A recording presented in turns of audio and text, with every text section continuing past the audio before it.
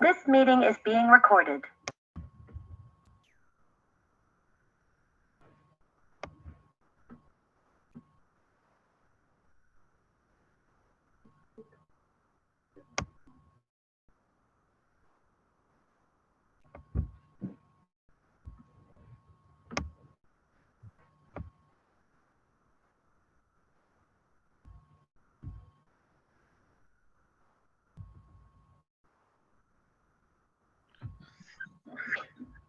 Hello, and thanks for joining our webinar today. I'm Dr. Elliot Dennis, an assistant professor of livestock marketing with the Center for Ag Profitability at the University of Nebraska-Lincoln. And today is part of our center's weekly webinar series, which usually happens every Thursday at noon Central. To check out a full schedule of our you can check out a full schedule of this at our website at cap.unl.edu. And today we're going to be talking about direct marketing to consumers. And what we know is that over the last several years, there's been a growing interest in selling livestock products directly to consumers. And today we'll hope to provide some practical how-to from which I think are three unique perspectives: a processor, a producer, and an industry expert. Each will go over tips and tools and strategies to be successful and some pitfalls to avoid when approaching direct marketing. And joining us on our panel today, we have Gary Sullivan, Associate Professor and Livestock Processing Specialist here at UNL. Hi, Gary. Hello. We're also joined by Charlie Emswiler from Wahoo, Nebraska. Charlie owns the Wahoo locker since 1998. The facility is USDA inspected and does custom meat processing, wild game processing, sausage and jerky production, catering, and retail sales. Thanks for joining us today, Charlie. Thank you. Hello. We're also glad to have Mariel Barreras, founder of Barreras Family Farms in Blair, Nebraska. Mariel works with her local communities in Washington and Douglas counties to provide education opportunities and support product diversification to support local food needs. And she also has extensive experience and knowledge in marketing, sales, and growth planning. And great to have you here as well, Mariel. Nice to be here. And so why don't we pass it off to you, Mariel, to begin, and then we'll hand it over to Charlie and then on to Gary. If you do have questions, please put them in the Q&A or the chat box, and we'll reserve all those comments till the end, and we'll make sure we get all of those answered. All right, I'll hand it off to you, Mariel. All right. So my name is Mariel Barreras, and I farm beef and pork primarily up in Washington County. My family helps a lot with that. My background, though, is in marketing and business management, so that definitely helps with getting the product out. Today, I'm going to really quickly talk to you about developing a brand, customer engagement, marketing the product, and then working with the processor. There are more in-depth classes that we provide on our website, and I'll provide that for you on the last slide. So you can always follow up on any of those classes that we make available. Developing your brand encompasses many things. I've narrowed it down to 6 of the most important. The first would be identifying your target customer. So you need to know their age, their sex, their education, their education level, if they have kids or pets. You need to know who you're marketing to, because that will determine what cuts of meat you're providing, what type of meat, how are you feeding, and then how are you marketing in the messaging. So you really need to take some time, and we have one whole specific class on identifying your target customer, because there's a lot that goes into it. But you really need to think through who that is, so you're hitting the right person. You don't want to be advertising on Facebook if your target customers are in their 20s, because they're not in Facebook. So the next piece to developing your brand is looking at your message. And so what are you saying What are you saying, and how are you saying it? And every farmer, every business is going to have a different approach And so you really want to hone in that all your messaging is consistent and has the same verbiage, whether it's in an email or a social post or even a newspaper article. Developing your messaging strategy is the third step. And that is very important, that you have to know your ideal customer first so that you can strategize how are you going to reach them. And then you also have to have your message, because that will also pinpoint. So the three work very closely together. The fourth step is developing your name, your logo, and your tagline. And I'm going to move here to the next screen just so that you can see an example here. So this is our farm, and our logo and our tagline is the feeding the body, enriching the mind. As an example here, you want it very short and sweet. You want it encompassing. So our farm, although we sell beef and pork primarily, we do honey and berries and fruit also on the side. But a big part of our farm is enriching the mind. We do education classes, but for both children and adults, both from business aspect, but also the basic farming principles for people that want to know how to garden and want to know how to take care of a chicken. We keep it very simple for the children, and then the adults learning the process. So our farm messaging is honed this way. Our tagline, our words, the grounded, intentional, and loyal, our color scheme that appeals to women, since women are our primary audience, the font that we chose to appeal to women. So all of these things are in your marketing strategy of developing your brand and your message.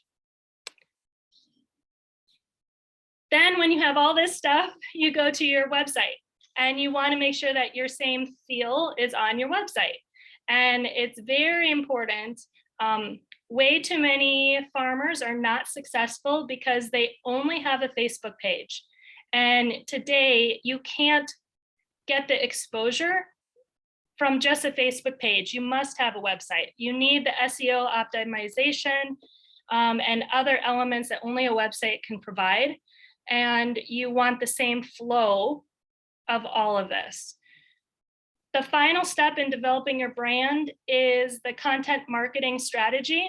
And so this will go, so content marketing is talking about social posts, newspaper posts, radio, and where are you going to be exposing yourself and to whom? What is the wording that you're going to have? I'm sure there's going to be lots of questions, so I look forward to seeing those or hearing them in the posts. But again, there's a lot of classes that we offer on our website, and we share resources that you can learn from others. The next point is customer engagement, and this is my all-time favorite part of being a business owner. Customer engagement is basically developing the relationships with the customers. You can do that in personal interactions and as well as on in emails and whatnot. But it's not just gaining new customers, it's retaining customers that you already have and re-engaging with them if they haven't been a customer in a while. So reaching out and re-engaging with them.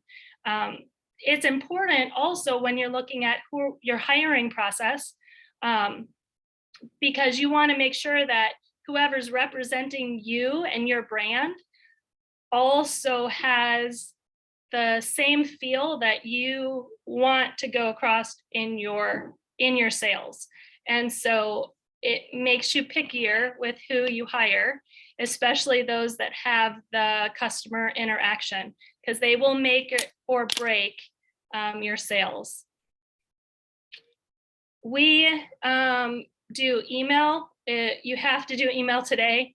And so we make sure that we are retaining through email, but we also reach out with calling and farmers markets and home delivery depending on what our customers need, so that we are always accessible to them. They feel a part of our family, and that is what keeps our customers engaged with us. Marketing the product. There's lots of different ways to do it. I've highlighted a couple that I find that are successful, offering exclusive previews, special inventories, running a social media contest, hosting an event. You will have to hone this to your farm, your family, your business, your area, your customers. It's good to try a variety of different things and find out what works for you. Make sure that you take notes. Since I'm an Army wife, we always do after action reports because it helps us evaluate, was it successful? What were the stress points? What were the positives? And how can we make it better if we choose to do it again in the future?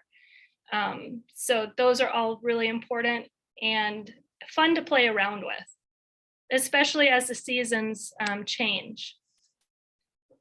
Working with a processor. So you raise a wonderful beef or wonderful pig, and now you need to get it actually to the customer. Well, I can raise the best beef in Nebraska, but if I can't process it, then I can't sell it.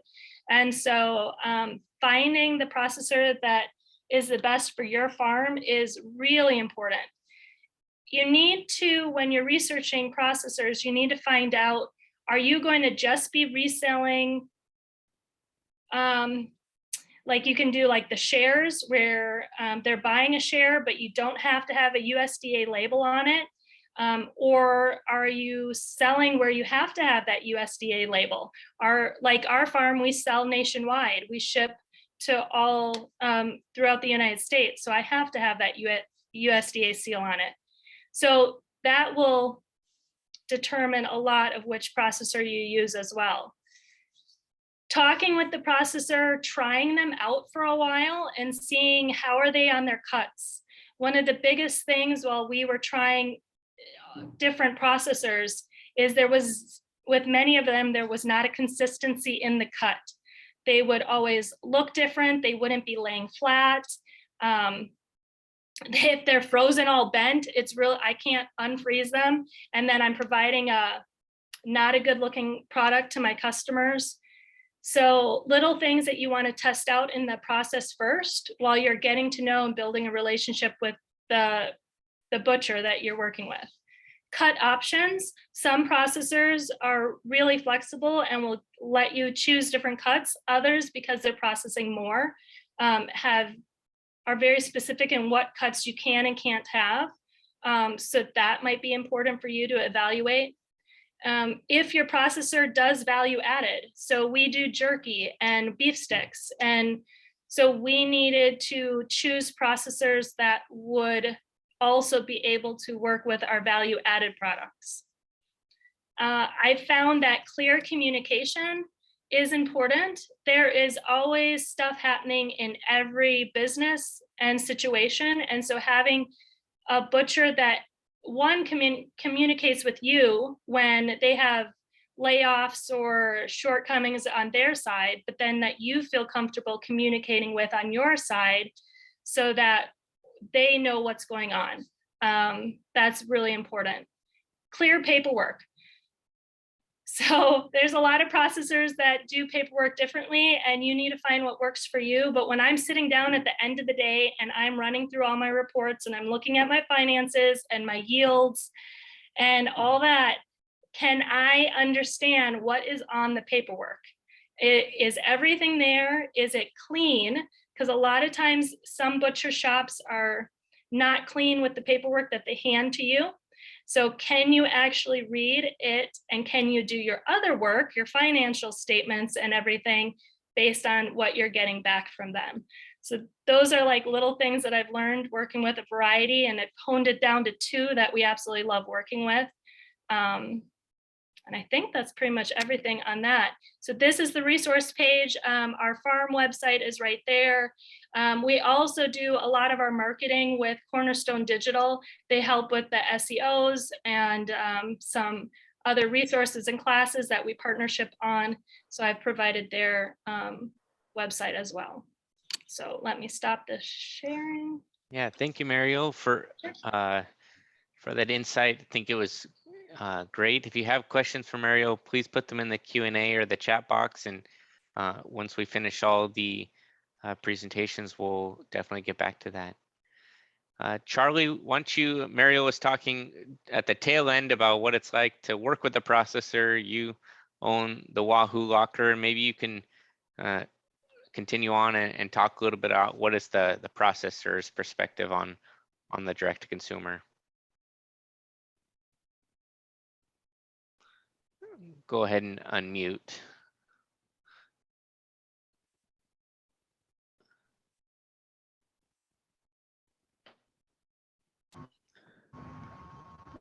Can you hear me now? Yep, sounds great. I'm going to start with before we were USDA inspected, and kind of something that probably all processors are having. Some are having growing pains, you could call it. For many years, the local butcher shop was something where you take a local farmer would just take you two beef that they raised, and they'd fill up their freezer or fill up their brother's freezer. The cuts were very simple back then. What most of these plants started as is roast steaks and hamburger. That has since evolved tremendously. A lot of us are still in the learning stages. So what it's turning into now is, instead of being real simple,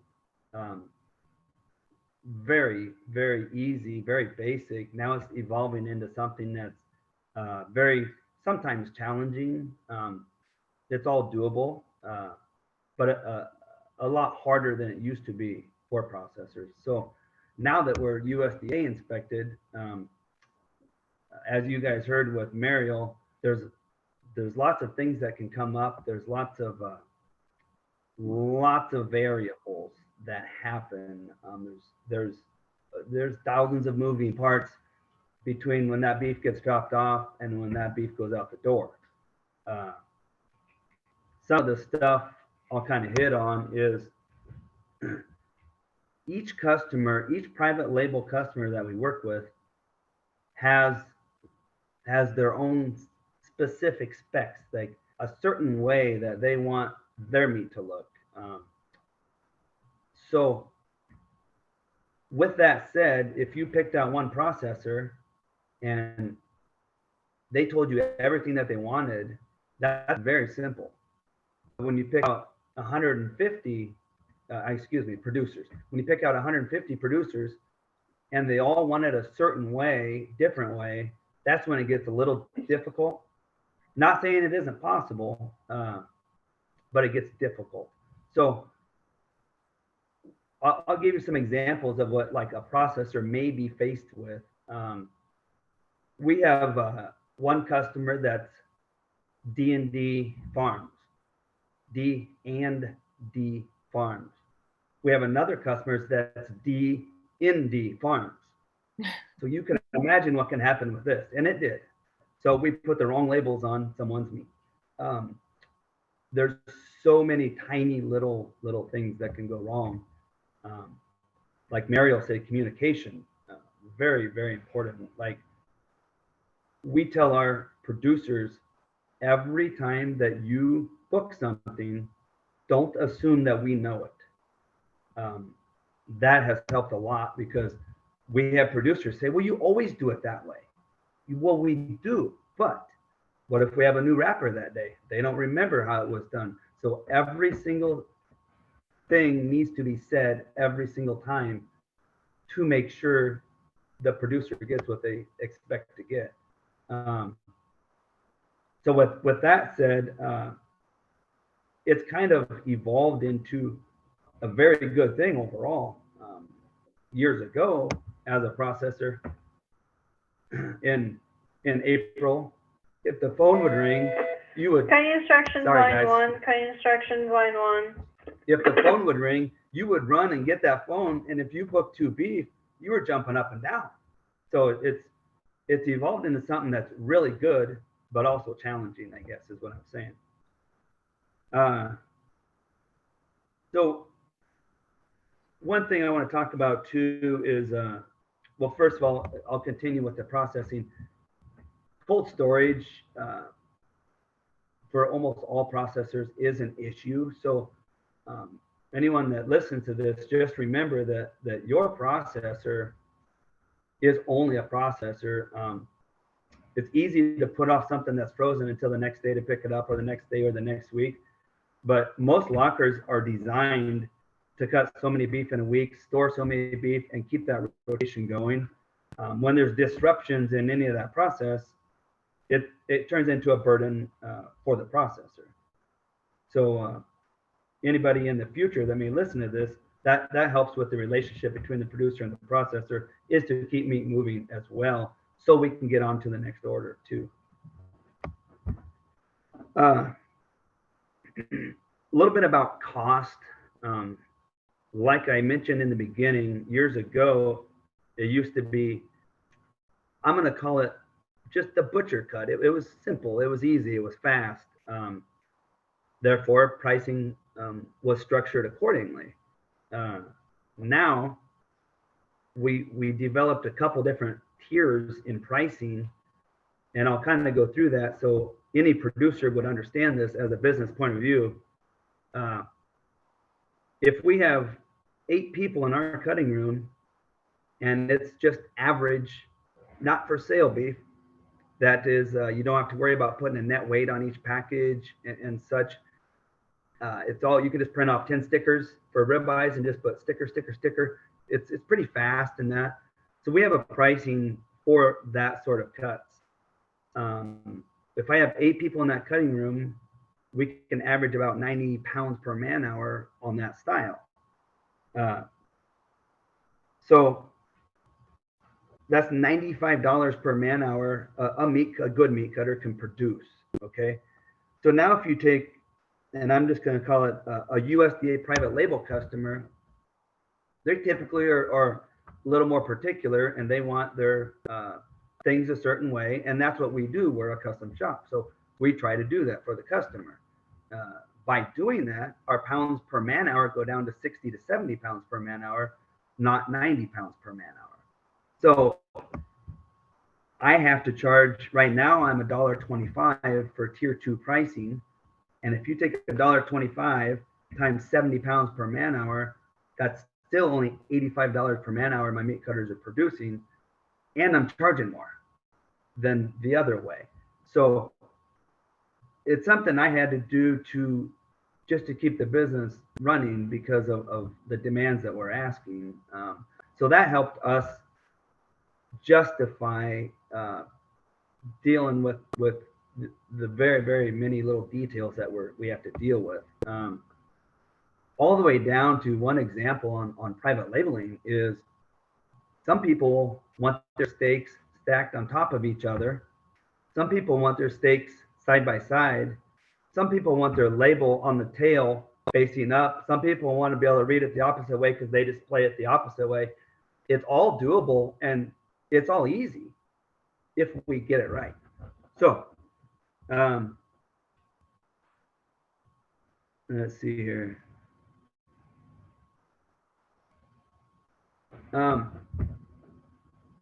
The other thing I think Mariel touched on is the difficulty in, as a producer, on scheduling beef or hogs or any animal. Equally so for a processor, very, very difficult to try to keep a full week going. I don't have an answer for the producer side, and I don't have an answer for the processor side. I would not know what to tell anyone to make it go any better. I take first calls, fill up the weeks. That's the way I've always done it. I'm not saying that's the right way, but that's the way I've always done it. It's always worked for me. Now it's getting more difficult again to try to keep everyone happy. So I think over time, one thing that might help with such a demand for processing these days, there's more plants going up. Plants are expanding, like this Nebraska grant will help a lot of processors add more production to a week schedule. So over time, I think things are going to work themselves out. It may take a few years, but I think over time we get more processors to take care of more customers, and there again, everyone will win in the end. It's just going to take time to work through it. That's about all I have. Thank you, Charlie, for that really great insight on, what is it like to be on that processor side, right? So Mariel says we're building customers and we're sending out that product, but the processor is really an integral part in making that connection happen. In addition to fresh meat, as Mariel and as you mentioned, Charlie, sometimes we can engage in value-added processing.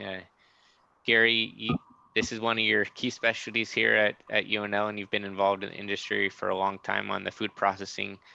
Walk us through a little bit about what that looks like and how that's potentially a benefit for producers to not only sell, on the fresh meat side, but on the processed meat side.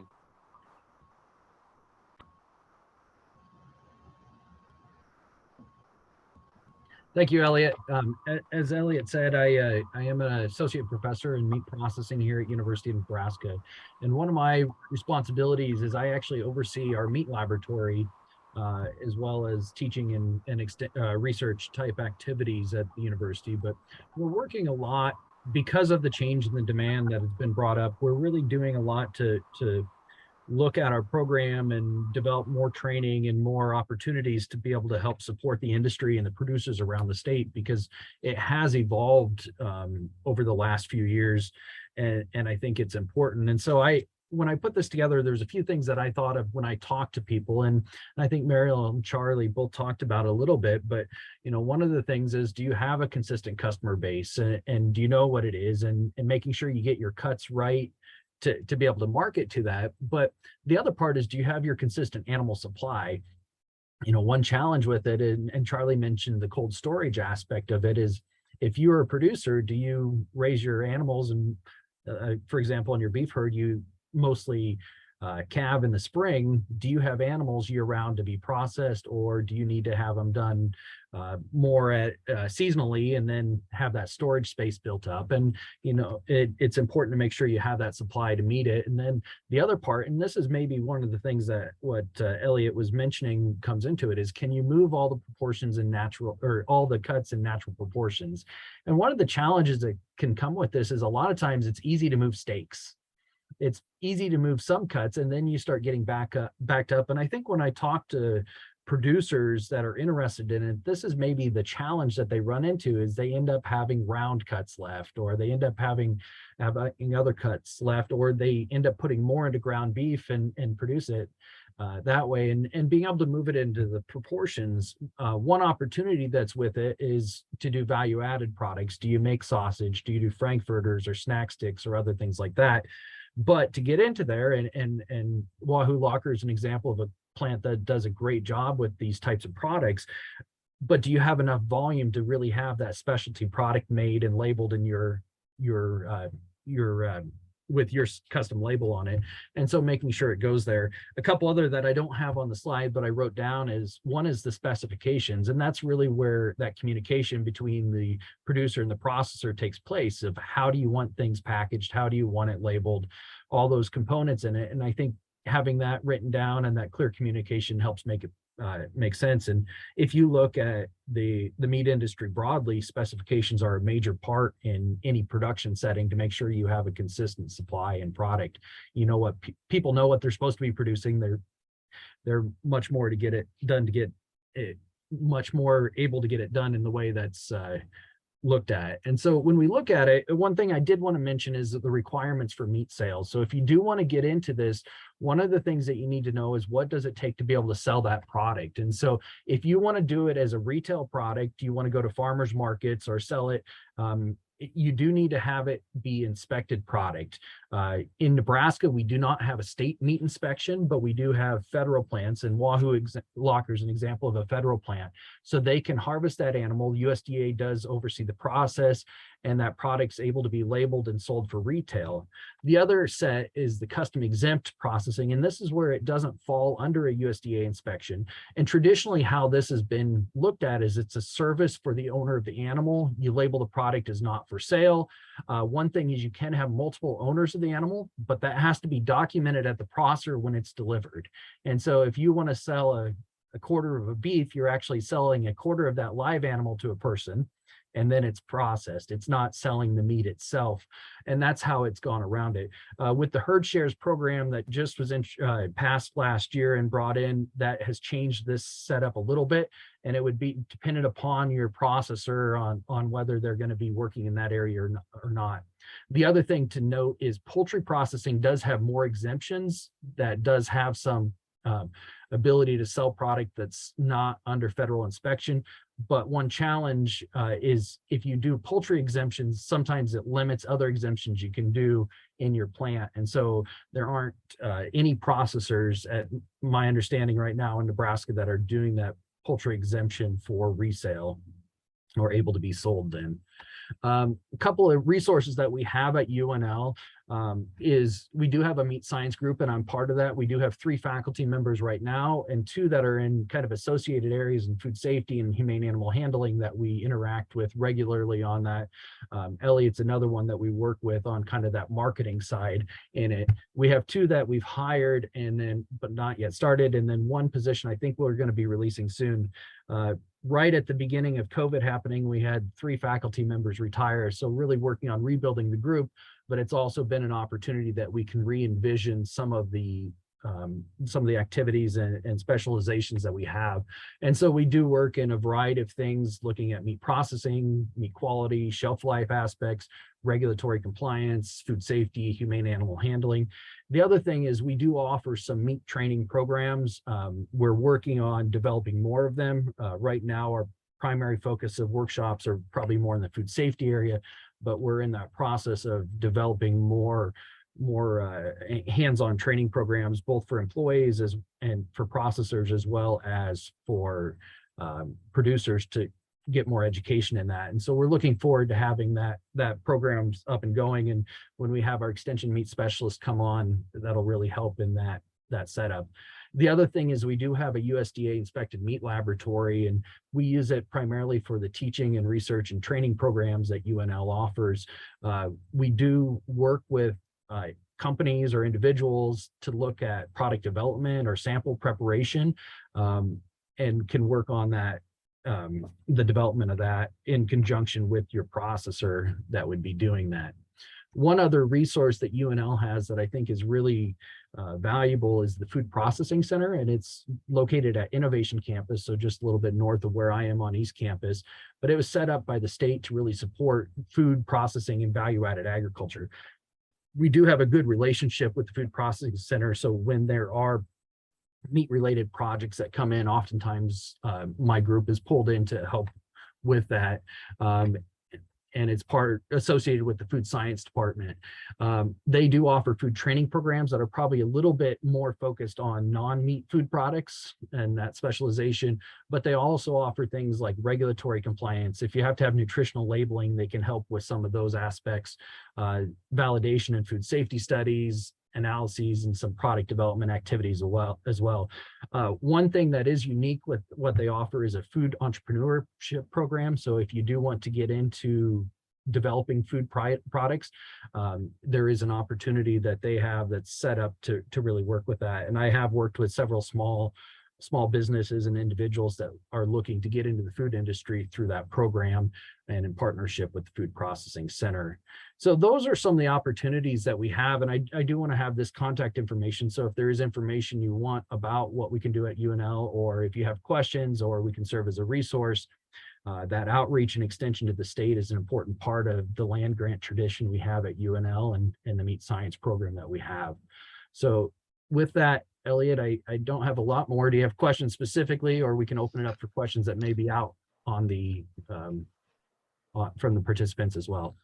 No, thanks, Gary. Appreciate that. Yeah, definitely there's opportunities if people are interested in doing the further processing. And I think UNL has the ability to, to do some of that pre-testing on some of those products before we just send it out to our customers. As a reminder, if you have questions, feel free to put them in the chat or the Q&A. I just have one question that I just want to broadly talk about it. We've kind of talked about it around it, but COVID-19 and this buy local trend the buy local trend has been growing for some time. COVID-19 has definitely changed that. I want to just pass that back to Charlie and Mariel just to talk about that and specifically and how their business has changed for the better or for worse from that. And then we'll open it up to the broader question. So why don't we start with you, Charlie, and then we'll go to you, Mariel. If you want to unmute there. Yeah.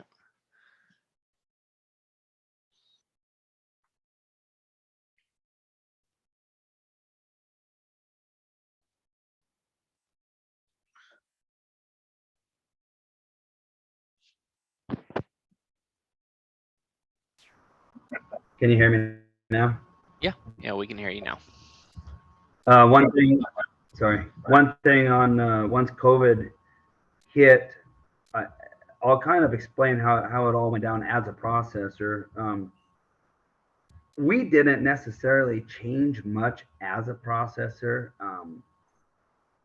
We were always booked full for probably the last 5 to 6 years before COVID. We were always scheduled to max capacity, and we were scheduling appointments from 2 to 4 months out. Once COVID hit, we still kept doing the same amount of production that we always did because we were full. But what changed is the demand grew tremendously. So our bookings, we started booking out, 6 months, 10 months, 12 months, then a year, and then 2 years, and then I just shut it off because it don't do no good to schedule out more than 2 years, I don't think. So the demand grew tremendously, but ultimately most of the processors were already to max capacity. So it just put a strain on the processing end of it, I guess. Yeah, thanks. Yeah, thanks for, we talked about it briefly, but thanks again for just stating that. Mariel, how is that, especially from, we have, obviously disrupted supply chains, and then we have this growing buy local movement, kind of direct to farm, and then we had COVID. Maybe talk about how that's all kind of impacted your operation. It didn't really impact, so the demand spiked obviously, but even when it dropped off after COVID, kind of dropped off, we still have consistent demand, which is good. That we didn't really see any issues with the processor. The issues that we really had were with the other supply chain issues in getting my meat out. And Charlie kind of touched on it when he was telling you guys that we as the producers have to be moving our product out of freezers. He's really right on that. There's so many other moving pieces though. So like, if I can't order a freezer, or I don't have boxes, or something breaks and they can't get a piece in, there's all these things that go in that impact everyone down the line. And so for us, we didn't have any issues with the processor. It was great. We didn't have any issues with the customers. It was great. We had issues with getting our actual product on property and out to the consumer with boxes and freezers and parts for broken parts. And that created issues. And, you don't think of, hey, I should have these extra pieces in storage, or, hey, I should really, do these extra things. And so that was our biggest disruption. Yeah. And it's still kind of a disruption. There's big, kind of like with the auto industry, the refrigeration industry is having issues. And, there's just all these moving parts that are still having issues. And I don't know when that will change. But it's, again, it comes back to the communication with everybody too. Yeah, thanks for sharing that, Mariel. So there's another question for you. This is from Amy Nelson, and she says, maybe you can talk about what SEO is, the search engine optimization, and why a website is more important, or is just having or as important just having a Facebook page for your business. Maybe you mentioned SEO and the importance of website and its difference from Facebook. Maybe you can expand a little bit more on that. So I will give you the basics because I know the basics of SEO. I hire it out because there are some wonderful fanatic techie geeks that really get into it, and I am not there. So search engine optimization, it's all the HTML coding and everything that brings your product up to the very top of Google. Google and Facebook are very separate, and so Facebook is more for engaging, and Facebook, Twitter, TikTok, all those are really meant to have engagement with people, and that is their focus, is the engagement.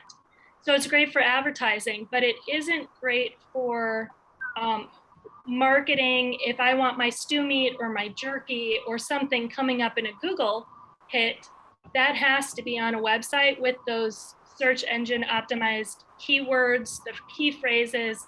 My pictures have to be optimized. So all those things are important so that when someone is looking up grass-fed beef, I'm the first to come up. Or if they're looking for a new stew recipe, I'm the first to come up. And that won't happen if I only had Facebook. Yeah. Thank you for that. Charlie, this one's for you. It says, for a new farmer that is going to be raising different livestock types, what best helps with a good processor or producer-processor relationship? And besides prompt pickups, any drop-off prep or anything you would look for in that? And then you just provide some information about himself or themselves. Maybe talk a little bit about that. For a new processor that wants to develop a relationship, for a new producer that wants to develop a relationship with a processor, some things to remember are, if you want to put your own private label on your product, it's very important to get a big head start on that. The process takes longer than most people think. So the biggest downfall I see is producers think they can just drop off a beef and then decide that they want to get their labels made quick and then just go ahead and put it on their meat. That process could take 2 to 3 months to get complete. And that's a major thing for us. Another thing is we offer our Wahoo locker label, our logo, and we'll also put on that label processed for Dax Farm or whatever we may do. Even though we own them labels and those labels are in-house, it's still a process for us to do the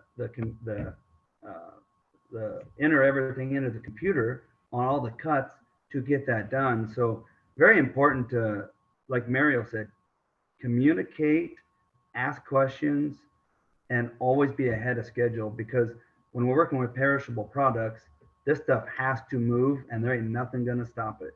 So we have to keep moving it. Thanks, Charlie. Maybe you can provide just like a timeline. So let's say someone is just thinking about it now. What do you think is that timeline from when all that stuff gets basically put together to the time that they can actually see their first animal go into a processing facility? I know obviously it's going to vary a lot, but it's going to vary from processor to processor. We're technically booked up for 2 years right now, so it's hard for us to get any more animals in at the moment. However, if we weren't booked up and you wanted to get your own labels made and such, you could call, make an appointment, get your labels made, and I would give yourself at least 3 months to get your labels made, get them developed, get them to us before that animal gets slaughtered. So approximately 3 months ahead of time, it's good to work on the labels and work out any problems that may come. Yeah, great. One additional thing on that is depending on what you want to claim and what you put on there, some of those may need to be approved by USDA and have that approval done, which is another extensive process. And, you know, so what you put on that label is regulated. And I would almost say, yeah, I would almost say 3 months is great if that can be your sole priority that you're working on, but just running a farm and doing other things,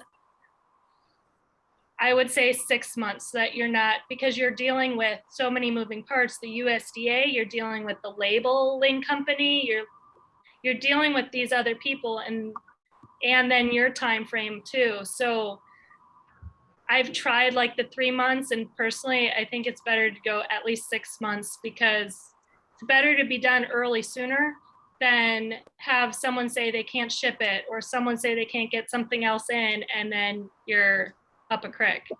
So one other thing too I should touch on is, so everyone knows that listens to this, us processors, we are not label gurus.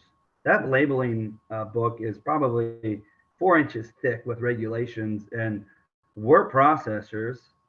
Mariel's a producer, and now we need labels.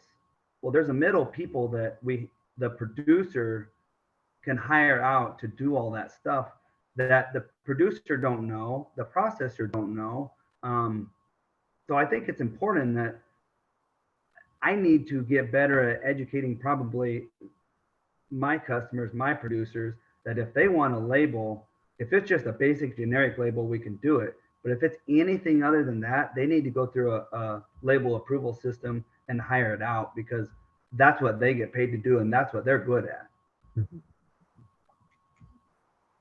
Yeah, so what was your, Gary or Mariel, what would be your suggestions on you know, either finding a labeling company or that process to what's included on that label? Charlie mentioned, you know, this obviously it's heavily regulated. What would be some of your thoughts on that? So we can, at UNL, we do work some with processors on it. The Food Processing Center does work some with labeling side, and probably mostly on that nutritional fact panel aspects of it. But if you have questions on labeling, you can reach out to us and we can help do that. And then we can either, depending on what it is, we may be able to help you with the process or help you get connected with the right people. From the other aspect of it, I would say that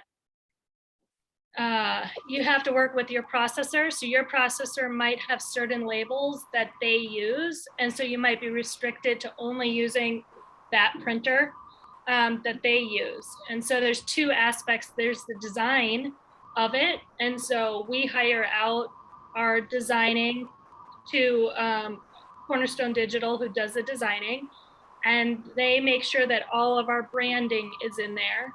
And then we take that and we go to the printing company, and the printing company is one that's approved from our processors and can then ship direct after those are printed.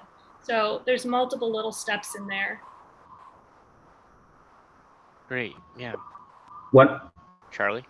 if I could say something, one thing to remember, that Mariel, what you were talking about, brought up one more thing that I maybe neglect to tell some of my customers is the people that print the labels aren't exactly, don't exactly know all the regulations. They are just label printers. So if any customer or anyone sends them a label and says, I need a label made, and it says grass-fed or any claims or hormone-free or anything, they're still gonna print them labels. So the little details would be go to a professional and have them see if the label's okay to be printed. because the printers are just printers. So. Yeah, great point. Just maybe kind of building on that, right? So a lot of smaller producers who are trying to develop these niche products, whether it's organic or local or grass-fed. Mariel, maybe you can talk a little bit about what does that certification process look like from the producer side, and then if there's any accompanying paperwork on your side, Charlie, that needs to happen in order to ensure that that claim is verified and captured through the supply chain. Yeah, so we went through like the processing, and I don't have it in front of me, it's in my emails, but so like claims like grass-fed, we didn't qualify for the claim. So the way we got around that is in our design, there's grass in the background of the picture. So I'm not claiming grass-fed, but there's a picture of the grass in the background that then psychologically they see the grass in it. On my website, I can post that, but I can't have it on the packaging. Other claims like the natural-free, gluten-free, sugar-free, I had to pay processing to get those approved, but you have to work with your processor and make sure that they can do that beforehand, because there is a process to meeting all those gluten-free or sugar-free things when they're processing so many 100 pounds of the product. So you can't just design the label up first. You have to make sure you have your recipes, your ingredients, your processors on the same page. You've written everything out, and then you go to your labeling as one of the final steps. So. Yeah. Okay. Charlie, maybe on what it's on the processor side. Sure. On the processor side, anything that is a claim and has had label approval through FSIS, as a processor, I need documentation of that on hand in a file in case I get asked from USDA inspectors if I need to prove it to them that this is a claim and it's okay and it's been approved. So anything that's a claim, I need documentation of that, and all this takes time. So that's why Mariel is stretching it to 6 months. She's right. If that's all you did, is fine, but it's a big process to get it all done. And one of the biggest things is the producer is not real knowledgeable on some of this usually. And I'll admit I'm not real knowledgeable on it. I'm getting better, but at first there's a lot to know, and the producers think I know it. In reality, I don't. So that's why I'm pushing them on to go get it done professionally. Yeah, really great points there. It's even though we might have production systems that we believe meet certain labeling requirements, USDA has certain definitions, and that all needs to be certified before we can just start advertising it as what we believe it is. So any inspected product will always have the establishment number on it. And so like the Leffel Meat Lab at University of Nebraska is establishment 5658. And so anything that goes out with that on it, we have to make sure, like Charlie said, has all the documentation and everything behind it. So the inspectors can look at that. Yeah, and Gary, maybe you can talk a little bit about why that's important. Why don't we allow products just to be basically producer or processor self-certified? And so in the regulations, the United States Department of Agriculture Food Safety Inspection Service, they're charged with ensuring that there's a safe and secure food supply, and part of that is proper product packaging and labeling. And if we think back to when the inspection service started, and the meat inspection started in early 1900s, a lot of concern was about mislabeled product and adulterated products. And that's really where the history of that labeling comes in. And so that's why on meat products specifically, it does have that requirement. Outside of meat products, most things are overseen by the Food and Drug Administration, FDA inspected, and they have a little bit different set of rules. And in some ways, I would say the meat product labeling is much more tightly regulated and overseen than other food products are. Yeah, thanks for that. Well, we have a few minutes left and have one final question. As always, if there's Line 1, kind of instructions, line 1. that's okay. If there are questions specifically for Mariel or Charlie or Gary, will provide their contact information when we send out the recording, and feel free to reach out to them directly. But in conclusion, we'll just go around, and if you could, Russ asked this question, said, what would be one total encompassing recommendation for farmers entering this world of selling meat directly to consumers? What would it be? So what's that one total encompassing recommendation you'd give? What's your primary point? And we'll start with Gary, and then we'll go to Charlie, and then Mariel. I would just kind of say it's a lot more complicated than you initially think. There's a lot more steps that need to take place, and a lot more that goes on from production to marketing to processing. Every step is going to be more intensive and more steps and components to it than you think it would be. All right, Charlie. I'd say there's two things. First of all, like Mariel said, find a processor, develop a relationship with the processor. Probably the most important thing I would say is, if you want to start selling meat, start slow and have patience. It'll pay off. Hey, Charlie. Mariel. Yeah, Charlie stole mine. So I was going to say, take your time with it and start small. Because you really develop, you develop all the kinks, and there's a lot of time and money that goes into it. And if you make a mistake, you're redoing it. And so take your time. Well, Mariel, Charlie, Gary, thank you for being on the panel with us today. Thank you everyone for joining us. As a reminder, a recording of the webinar will be posted at cap.unl.edu, where you can also register for other upcoming webinars as well. Next Thursday, we'll join us for a look at the latest cash rental rates and land values here in Nebraska. And we'll also have review the newly released Nebraska Farm Real Estate Report for 2022.